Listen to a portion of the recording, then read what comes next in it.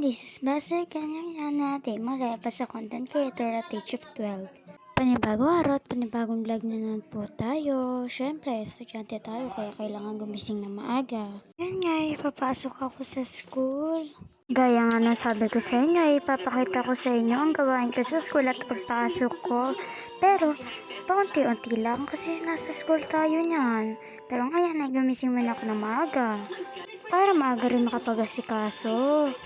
Muni-muni time! Inayos ko nga lang dyan yung buhok ko. Tapos na, bababa na ako para magbihis at maligo. Ayan na, nakaligo na ako niyan. Tapos, ayan na, nagbihis na si auntie. And then, ayun na. Mamaya-maya nasa lakaran na ako nun.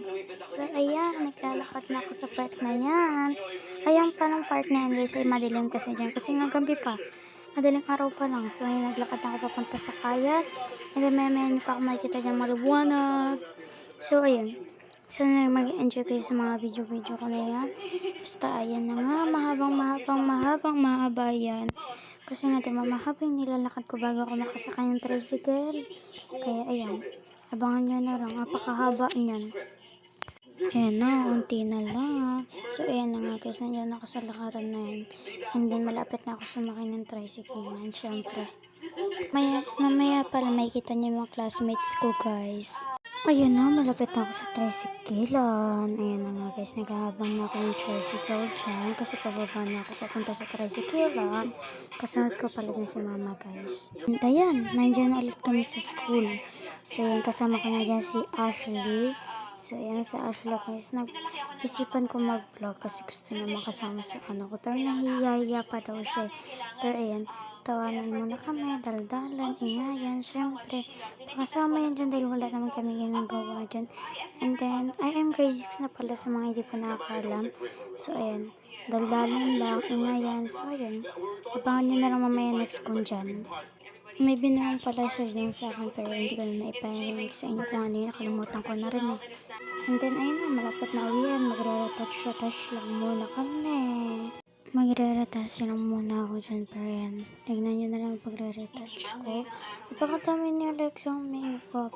So ayun, napakadami niyang pang retouch niya. Labas ko yung lahat para gamitin lang yung pulbo tsaka salamin tsaka pabango. Yun lang talaga ate ko. So, ayan. Mamaya makikita nyo na lang tapos na yan. I-edit ko na lang kasi ikakrap ko ganun. So, ayun. Malapit ang kayo matapos mag-retouch. Pabango na lang ako syempre. So, ayan. Tapos na siya akong papabango pa. So, ayan. Niligpit niya na. And then, nag-ayos na ako ng buhok. And then, okay na daw. Nagsalamin daw siya sa inyo. So, may teacher na lumabas. And then, after niya, nagugas na kami yung teacher. And then, ayan, lalabas na kami. Ayan, napakaganda ng school namin. Ayan, lumalabas na kami. Siyempre, napakaganda ni ate girl dyan. Siyempre, naglalaro na mga ganda-ganda. So, yun lang ako for this video. Sana nag-enjoy kayo. Always remember to be beautiful. I'll see you in my next video. Bye! Kung gusto nyo pong pa-shoutout, please comment nyo sa comment section yung kung ano, kung magpapaka-shoutout kayo. Bye! Thank you so much for watching. Always remember to subscribe.